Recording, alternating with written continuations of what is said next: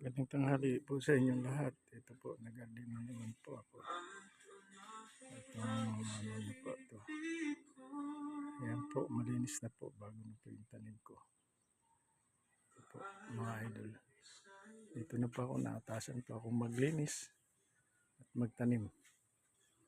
Hanggang sa naayos ko na po.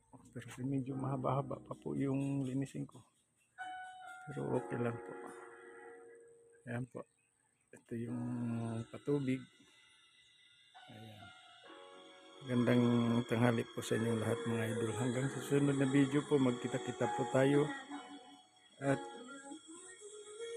makita nyo po kung ano na ang resulta ng aking pagtatanim dito sa kabilang bayan na naatasan po ako. Magandang tanghali po sa inyong lahat. Hanggang sa susunod na video.